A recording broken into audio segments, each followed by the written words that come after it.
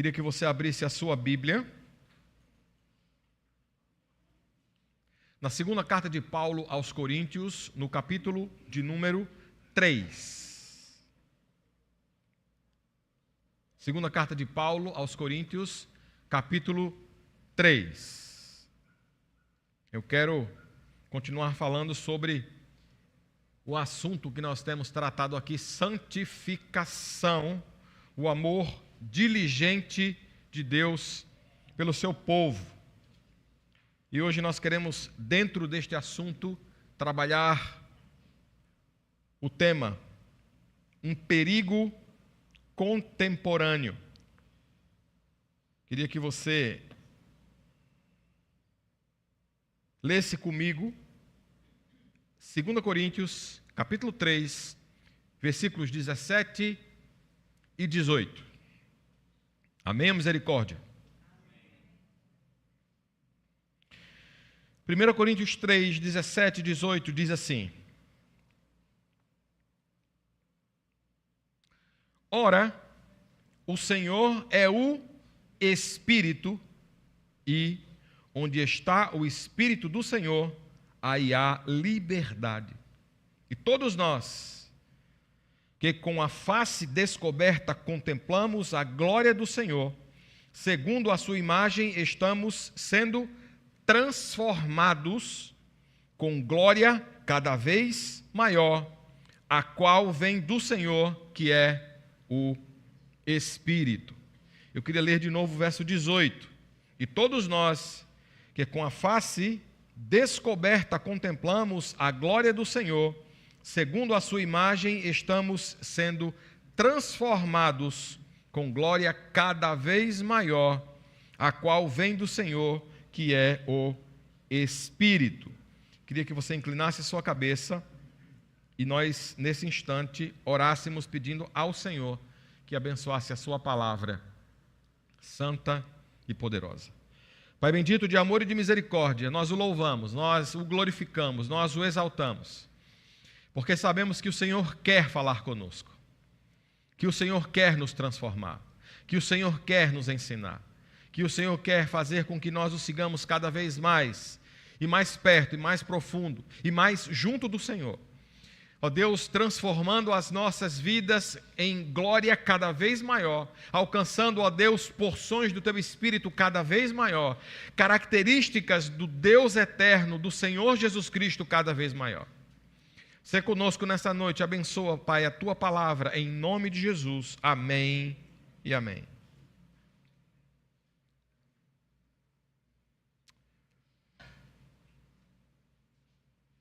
Todos nós temos um inimigo comum. Se eu perguntar a você a quem eu estou me referindo, é muito provável que você diga, é Satanás. E é óbvio que nós sabemos que Satanás é o nosso inimigo. Mas Satanás, ele é ardiloso e ele usa ferramentas, as quais nos enganam. E nós precisamos tomar muito cuidado, porque este inimigo da nossa alma, ele se utiliza de uma ferramenta, de várias ferramentas na verdade, mas sobretudo uma que tem, meus amados irmãos, assolado a vida da igreja contemporânea. Antigamente, há alguns anos atrás, nós tínhamos todo um cuidado, nós pastores, líderes, de não permitirmos que a igreja fosse afetada pelo mundo. E era muito comum ouvirmos a frase, a igreja está sendo contaminada pelo mundo, o mundo está entrando dentro da igreja, para nos referir a usos e costumes, por exemplo. Se faz isso, se não faz aquilo, se bebe aquilo, se não bebe aquilo, se come aquilo, se não come aquilo, se usa tal roupa, se não usa tal roupa, se tem certo tipo de cabelo, se faz ou se não faz tatuagem. Durante muitos anos a igreja se envolveu nessas questões.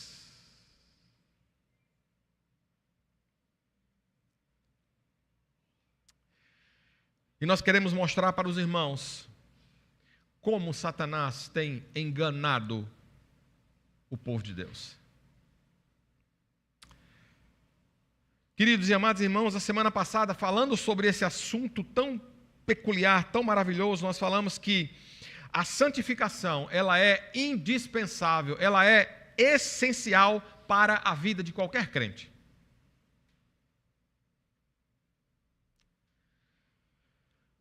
Isto é tão importante, é tão salutar, é tão significativo, que a própria Escritura, que a Bíblia trata a santidade como a marca identitária do verdadeiro servo de Deus. Nós somos chamados e reconhecidos como os santos. Logo, biblicamente falando, todo crente genuíno é santo. Infelizmente, isso tem mudado. Infelizmente, isso tem mudado. Hoje, meus amados irmãos, em pleno século XXI, em plena contemporaneidade, um grande número, mas um número mesmo enorme de igrejas nominalmente evangélicas, ditas ou tidas como evangélicas, converteu-se em centros comunitários com roupagem religiosa. Igrejas que até usam o nome de Jesus como símbolo, que até o reverenciam, até o respeitam. Mas é impressionante como, na maioria das vezes, não passa disso, de uma reverência. Carlos, cadê Carlos? Por favor. Meu tablet deu problema de novo. Eu acho que está na hora de trocar. Velho. Os irmãos orem para que o Senhor abençoe. E aí a gente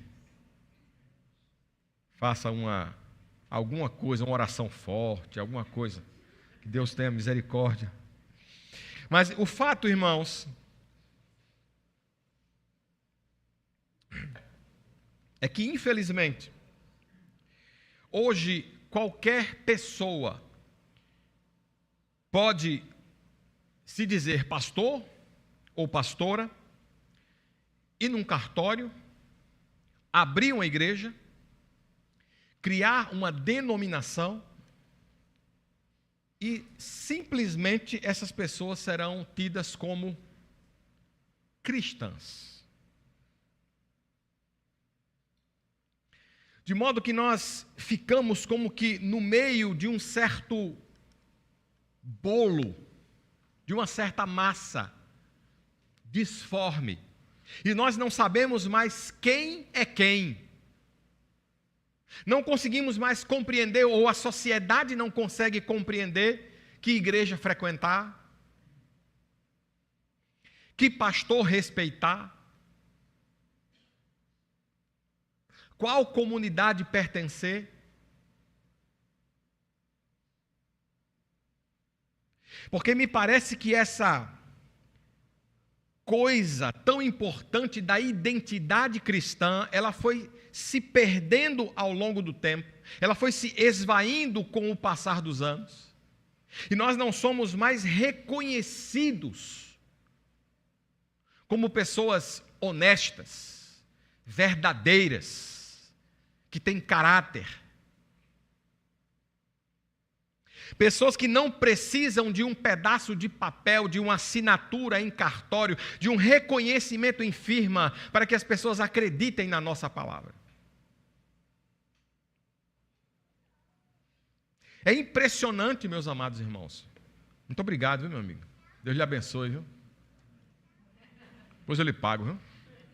Vou orar mais por você. Mas é impressionante, meus amados irmãos, como essas pessoas, ou a sociedade como um todo, tem ficado perdida à deriva, sem saber onde ir ou para quem recorrer. E sinceramente, elas até usam o nome de Jesus. Essas igrejas, elas acreditam que o sucesso ou o fracasso tanto um quanto o outro, dependem de suas habilidades. Dependem dos seus cultos mirabolantes. Depende do seu show. É impressionante, meus amados irmãos, que essas igrejas, elas medem, ou essas pessoas, esses crentes, ou ditos crentes, medem sua eficácia pelo número de frequentadores da igreja. Eu não vou para aquela igreja não, porque é pequenininha, só tem 50 pessoas, 100 pessoas. Eu vou para aquela outra, que tem 200, que tem 500, que tem 1.000, que tem 2.000 pessoas. Ali o poder é grande. É impressionante como a presença de Deus, como o sucesso, ele é medido pelo tamanho da igreja. Quantos membros tem sua igreja? 2.000, então o pastor é bom. Quantos membros tem sua igreja? 120. Quantos pastores? 2, então é fraca, lá é fraca. É assim que nós somos medidos, nós pastores, eu e o pastor Igor. Nós somos medidos pelo tamanho da nossa igreja, pela quantidade de membros que nós temos. Infelizmente, meus amados irmãos, a ideia de adoração que essas pessoas têm, que essas igrejas têm, é um verdadeiro estímulo musical irrefletido. As pessoas não sabem o que estão cantando.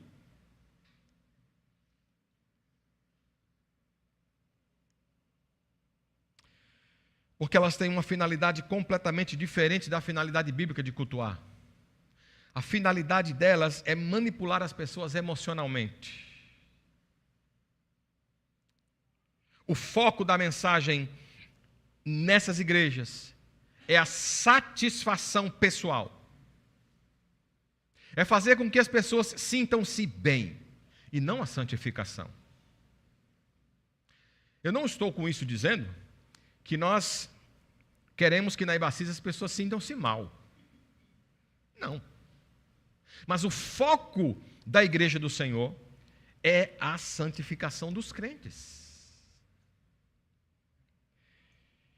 Essas pessoas frequentam os cultos não porque amam a verdade do Evangelho e porque temem ao Senhor nosso Deus. Mas muitos estão frequentando essas igrejas porque tudo o que veem e ouvem, infelizmente, corresponde ao amor que sentem por si mesmas.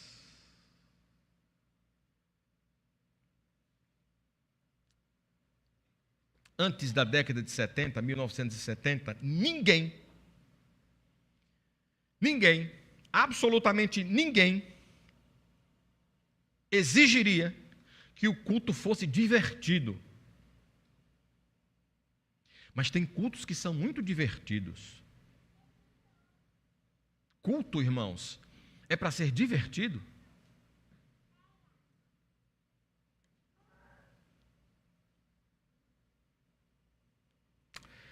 A postura, infelizmente, adotada quando se ia à igreja, ou melhor, felizmente, a postura adotada quando se ia à igreja era de meditação,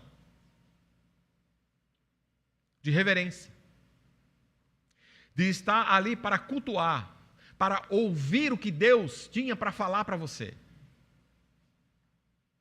para se derramar diante dEle, para que Ele pudesse tomar mais conta, mais posse daqueles compartimentos da sua alma que talvez você não tenha permitido que Ele alcance, que Ele entre, que Ele invada.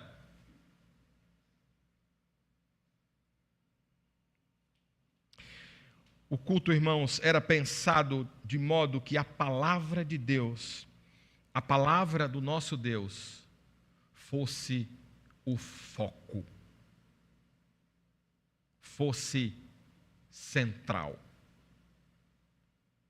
Uma vez um irmão chegou para mim e disse: pastor, eu posso lhe fazer uma pergunta? Eu disse: pode, se eu souber responder, eu responderei. Ele disse: eu percebo que quando o senhor vai pregar, o senhor sempre prega em algum texto e expõe esse texto. Isso o senhor acha correto? Eu disse: como? Desculpa, mas eu não entendi a sua pergunta. Ele disse: o senhor acha correto ensinar a Bíblia no domingo à noite, porque isso não é para ser na escola dominical? Para você ter noção do que se prega nos púlpitos. Para você ter noção do que as pessoas estão aprendendo nos púlpitos. Meus amados irmãos, o culto precisa ser pensado, inteligível, entendível.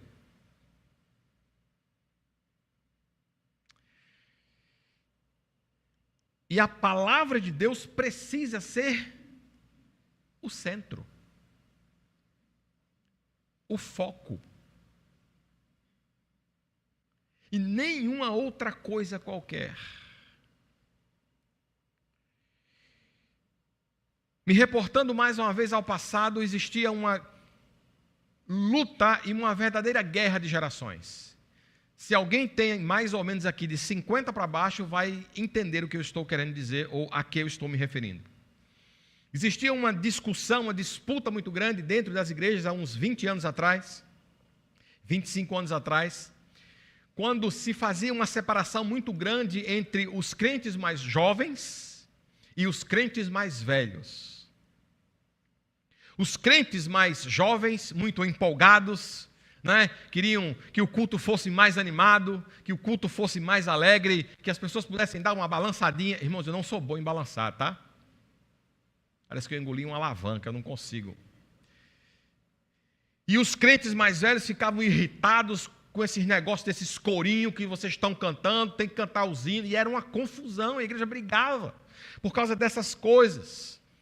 E, meus amados irmãos, alguns irmãos, infelizmente, discutiam de verdade, e as igrejas dividiam, as igrejas se multiplicavam. Porque alguns irmãos eram extremamente carrascos, eram radicais em alguns aspectos. E aí criou-se uma geração, que é esta geração, completamente aversa a culto sem animação, a culto sem palma, a culto sem uhul. Criou-se uma espécie de repúdio entre essas duas gerações. E você não sabe como isso causou problema para essa geração. Porque exatamente entre aqueles que se tornaram extremamente legalistas e era contra estes que essa nova geração lutava, e eu estava no meio deles, muito sem sabedoria, tanto de um lado quanto do outro, porque queriam manter o legalismo. Por outro lado, os mais jovens queriam derrubar o legalismo, mas não sabiam como, não tinham sabedoria.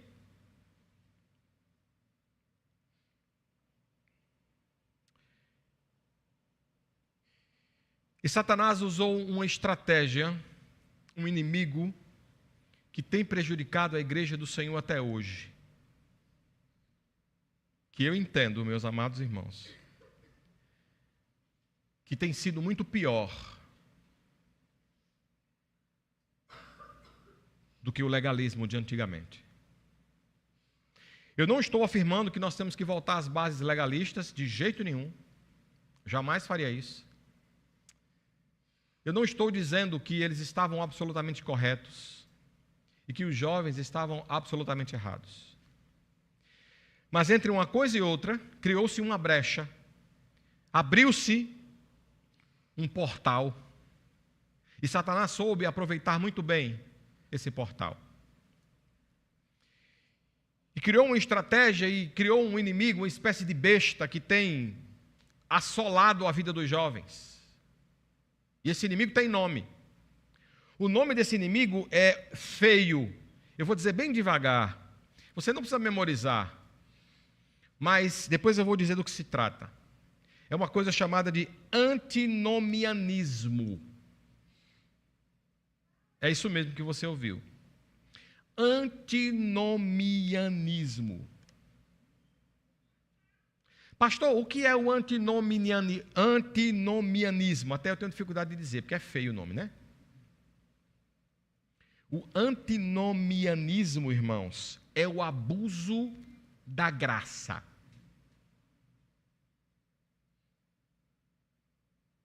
As pessoas acham que a graça é uma licença para cometer pecado. E formou-se uma geração completamente licenciosa. É impressionante. Esse antinomianismo transformou a graça em permissão para pecar.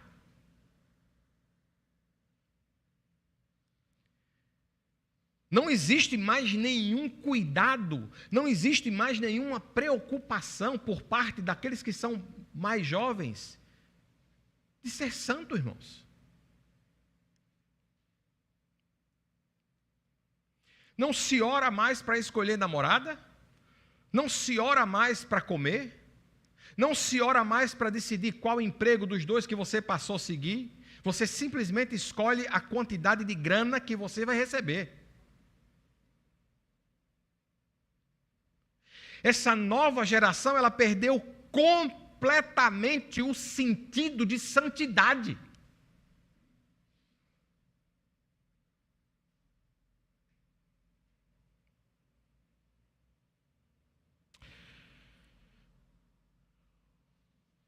Aquele que segue essa linha de pensamento, ou o antinomiano, apega-se, claro, de maneira equivocada, de maneira errada, erroneamente, a essa doutrina, achando que não precisa se preocupar de jeito nenhum com a falta de obediência.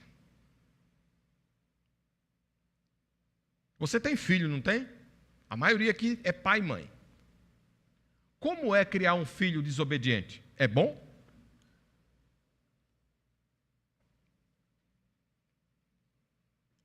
Como você fica quando você dá uma ordem expressa, direta a seu filho e ele resolve voluntariamente desobedecê-lo?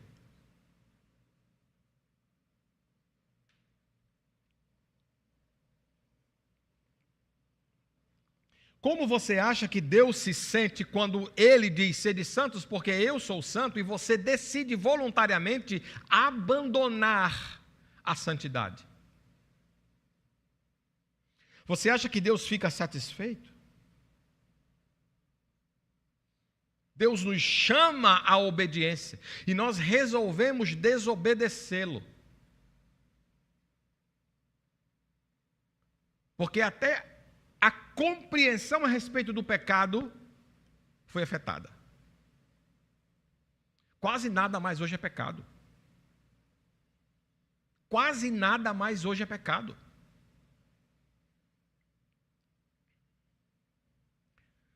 Quase tudo, irmãos, é permitido. Numa relação, num relacionamento, dentro da igreja. A maneira como eu vivo a minha vida, a maneira como eu me comporto. Na verdade, meus amados irmãos, o antinomianismo é a outra face, ou o outro lado do legalismo. O legalista pensa que é extremamente espiritual porque ele segue à risca determinada lei, determinado ensino ou determinada coisa. O antinomiano pensa que é espiritual porque nega o que o legalista observa.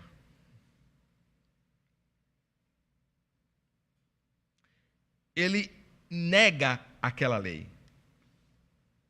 Agora perceba, ambos definem a vida cristã pelo que fazem em relação à lei, ou pelo que não fazem. Em vez de enfatizar cada vez mais a necessidade de o Espírito nos tornar mais parecidos com a pessoa de Jesus Cristo. Estar sob a graça não significa que você pode fazer o que você quiser da sua vida. A liberdade conquistada em Cristo não é licenciosidade, diz o próprio apóstolo Paulo, para cometer toda sorte de torpeza. de falar o que quiser, de assistir o que quiser, de ouvir o que quiser, de responder como quiser.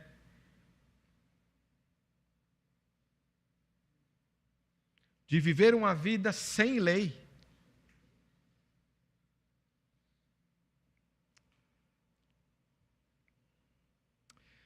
Tanto um quanto o outro são hostis. São hostis à obra do Espírito Santo de Deus na santificação das nossas vidas.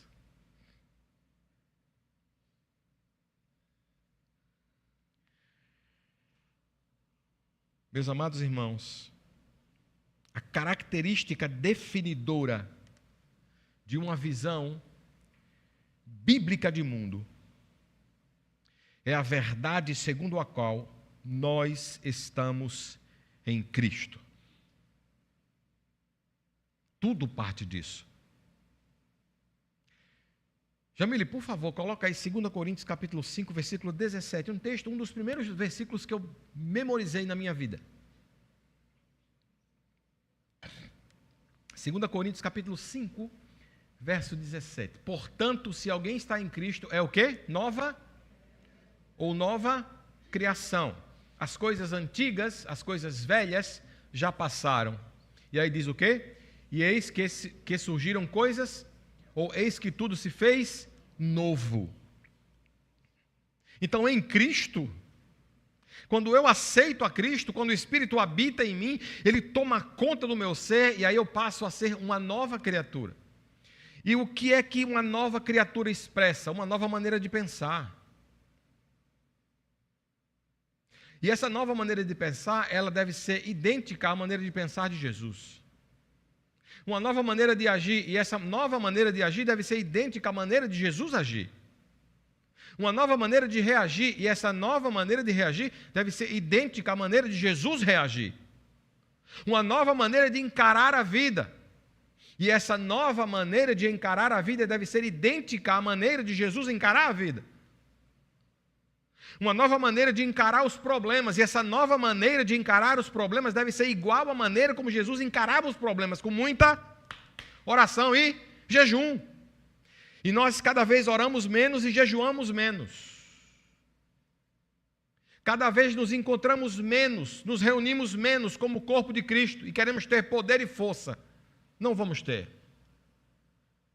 Porque nós estamos negligenciando o corpo de Cristo, nós estamos negligenciando essa característica definidora de uma visão bíblica de mundo, que é exatamente estarmos reunidos em Cristo. E aí em Cristo,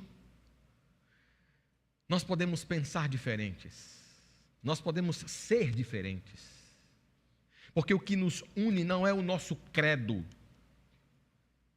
o que nos une é a pessoa, é a obra de Cristo em nós. É a atuação do Espírito Santo de Deus. Então eu penso diferente de você, você pensa diferente de mim, mas nós caminhamos juntos, porque nós amamos o Senhor. E a obra dele nas nossas vidas é maior do que qualquer convicção que eu ou você possamos ter. Meus queridos e amados irmãos, nós somos santos, porque somos um em Cristo. Somos um em Cristo. Estamos unidos espiritualmente nele. O que nos une não é a nossa bandeira identitária. Não é porque somos batistas. Não é porque cremos nisto ou naquilo. Cremos nisto ou naquilo. Precisamos crer nisto ou naquilo. Precisamos defender o que acreditamos. Sim, claro. Mas muito mais do que isso, nós estamos em Cristo, somos unidos por Ele, para Ele, através dEle, por meio dEle. O que deve fazer com que um crente permaneça numa igreja não é se ela é fria, se ela é quente, se ela diz glória a Deus, se ela não diz glória a Deus, se ela bate palma, se ela não bate palma.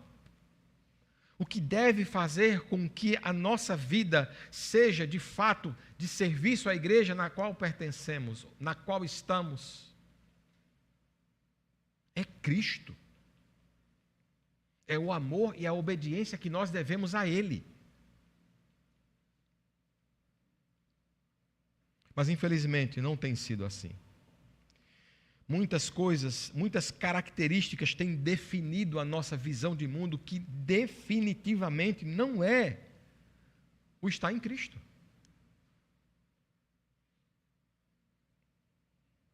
O que deve definir essa visão de mundo é se amamos ou não amamos a Cristo. Por favor, Jamile, coloca aí 1 Coríntios capítulo 16, verso 22. Se alguém não ama o Senhor, seja o quê?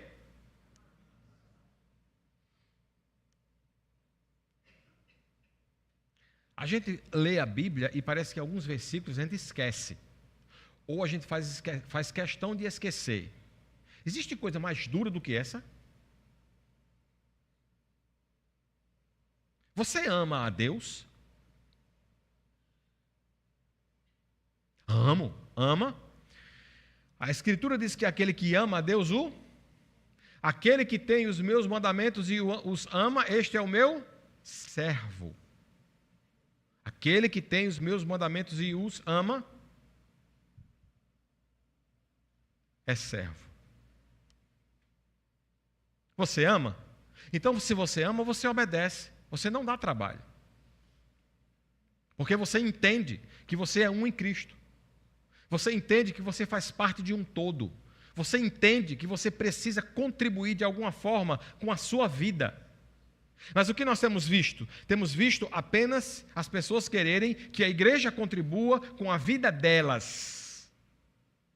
Então a igreja passou a ser uma espécie de canal de bênção, onde você vem aqui todo domingo buscar a sua bênção. Você vem ser abençoado, mas as pessoas não estão dispostas a abençoar.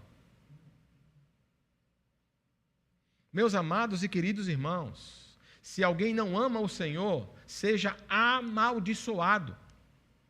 Vem, Senhor Jesus. Olha o que diz Romanos capítulo 8, versículo 9. Entretanto, vocês não estão sob o domínio da carne, da sua própria natureza pecaminosa, mas sob o domínio do Espírito. Se, de fato, o Espírito de Deus habita em vocês. E, se alguém não tem o Espírito de Cristo, não pertence a Cristo. Você tem o Espírito de Cristo?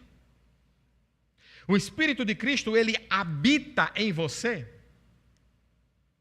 Se o Espírito de Cristo habita em você, você entende qual é o seu propósito aqui. E não está aqui só por causa do ar-condicionado, por causa do louvor, por causa da palavra. Todas estas coisas são importantes? Claro, é óbvio. Mas o mais importante é o que Deus quer fazer através de você. E o que Ele quer fazer na sua vida, no seu coração. Gerar em você Cristo. O Espírito habita em nós. E por fim, já lemos hoje, 2 Coríntios, capítulo 3, versículo 18, que eu fiz questão de ler 2 vezes e vou ler a terceira. E todos nós, que com a face descoberta contemplamos a glória do Senhor, segundo a sua imagem estamos sendo o quê? Transformados. E olha que coisa interessante. Com glória cada vez maior, a qual vem do Senhor, que é o... Interessante isso.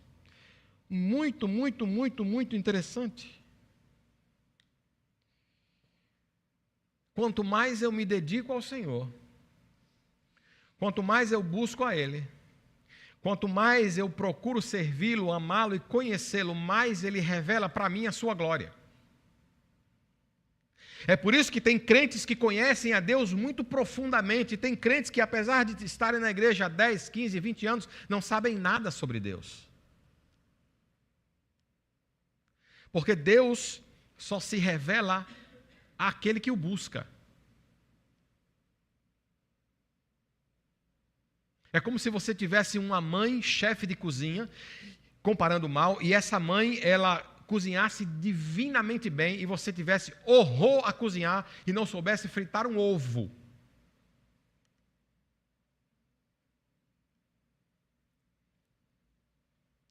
O quanto você sabe de cozinha? Você tem uma mãe, um pai, que é chefe? O quanto você conhece de Deus? O quanto você se relaciona com Ele? O quanto você sabe a respeito dele? Por que você é crente? Só porque tem medo de ir para o inferno?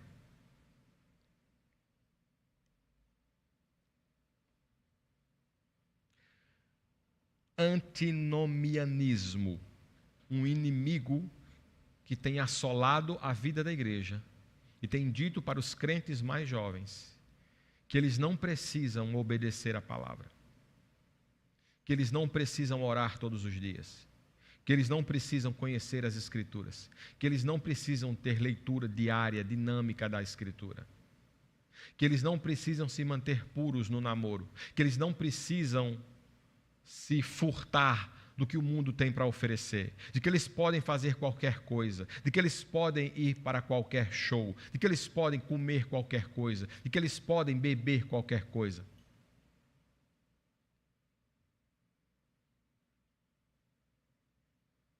De que eles podem conduzir a vida deles de qualquer jeito,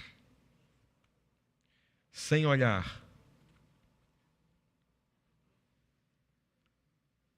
o GPS, sem olhar o manual do fabricante. Se você está nessa igreja há 2 anos, há 3 anos, há 4 anos, há 20 anos, há 50 anos, você precisa entender que você está aqui para 2 coisas. A primeira delas é ser transformado à imagem do Filho de Deus, com glória cada vez maior de conhecimento a respeito de quem Ele é. E você precisa anunciar este Senhor, o qual tem sido gerado dentro de você, para aqueles que ainda não conhecem o Senhor. Todas as outras coisas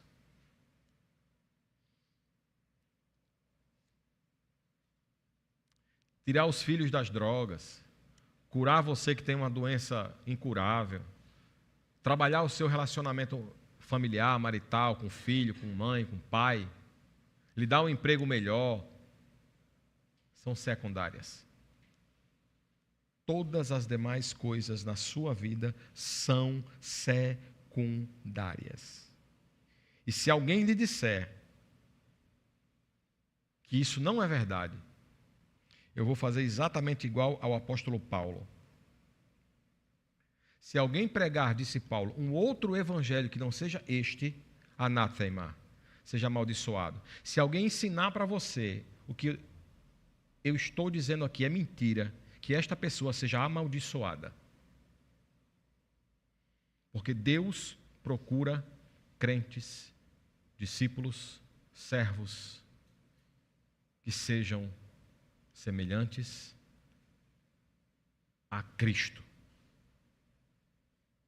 Cada vez mais dele e cada vez menos de mim.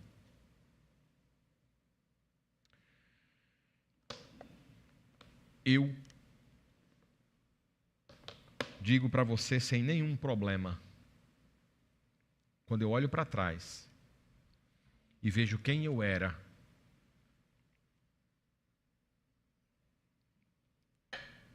eu sinto vergonha. Quando eu olho para frente e percebo no que o Senhor tem me transformado, eu sinto uma alegria.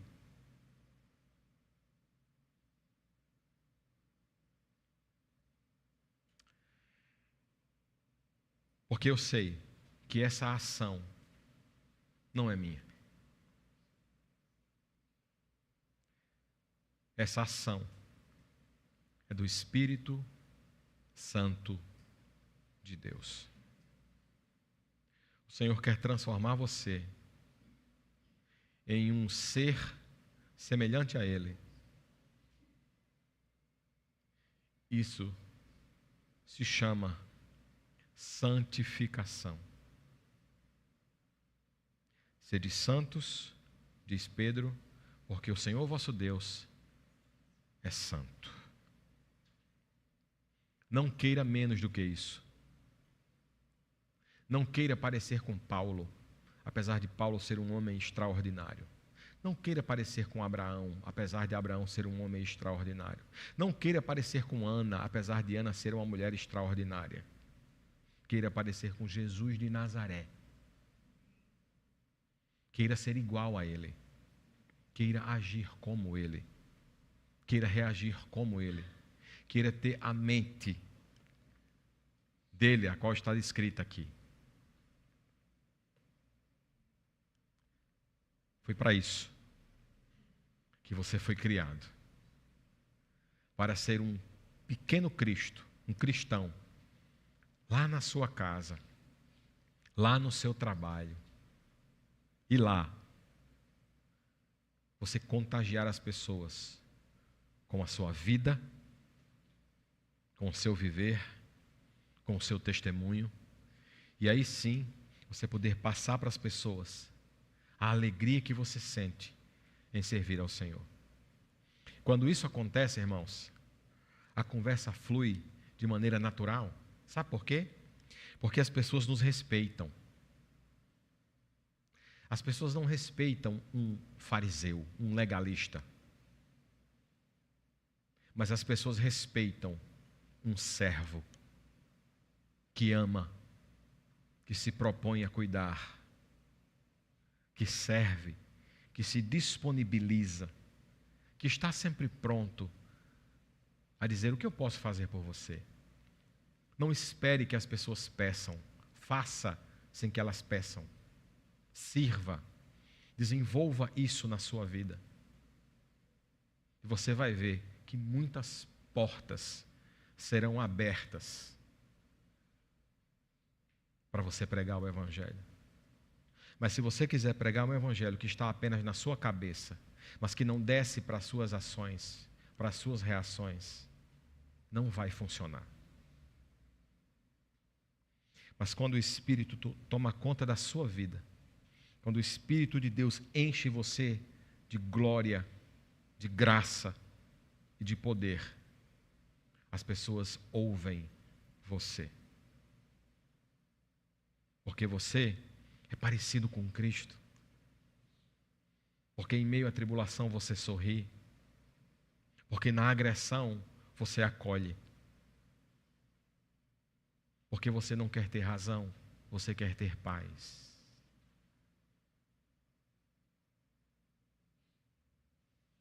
Vamos ficar de pé.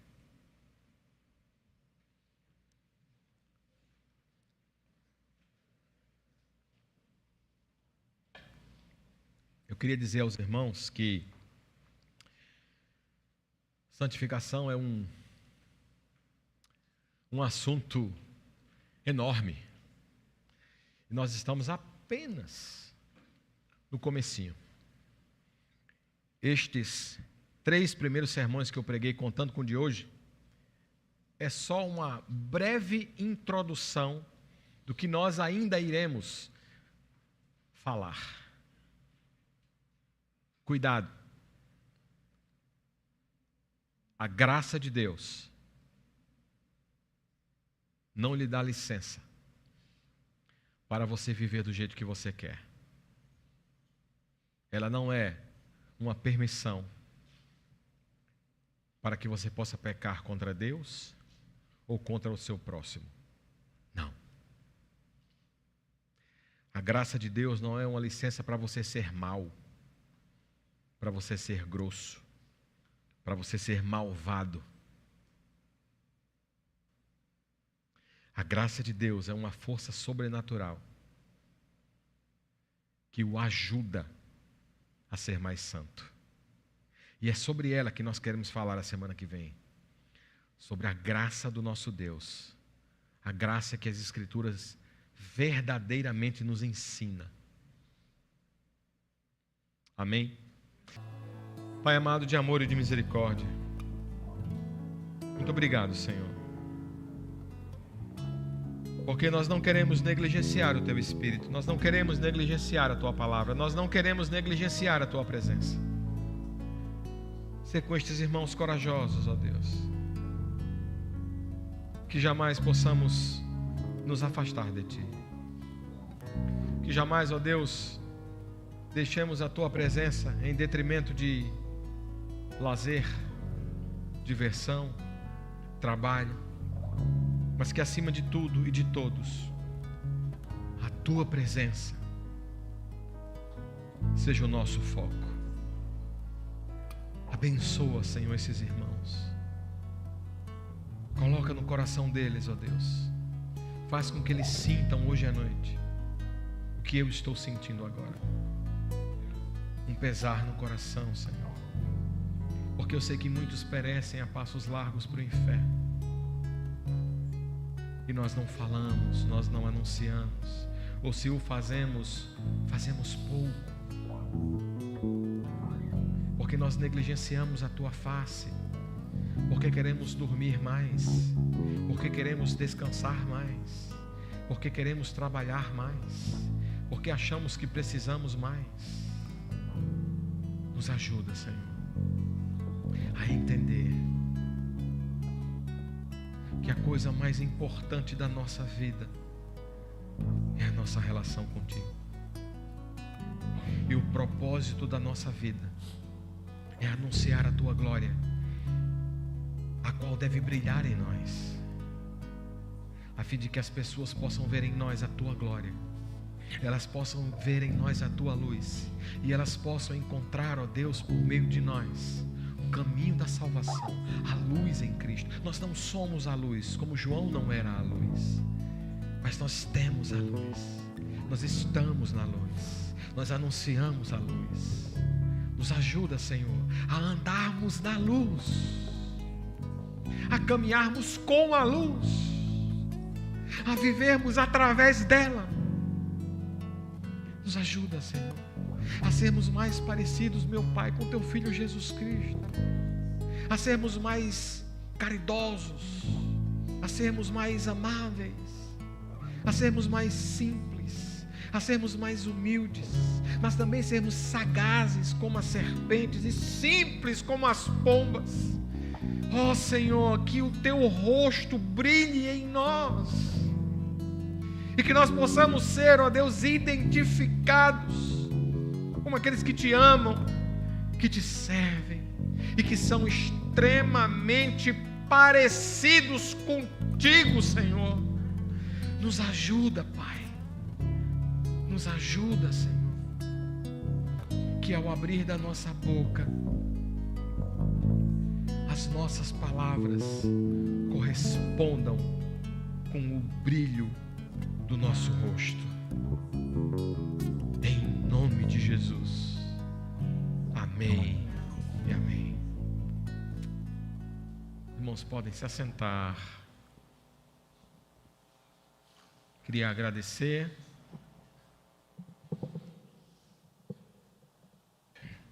a presença de todos. Que Deus abençoe vocês. Que dê a vocês uma semana de vitória, uma semana abençoada, que você possa testemunhar com a sua vida e com as suas palavras desse Jesus que quer transformar a sua vida e que um dia Ele quer levar você diante do trono de Deus e apresentá-lo pessoalmente ao Pai. Que este seja o seu maior desejo. Aparecer, estar diante do Senhor como filho dele, como irmão de Jesus. Amém?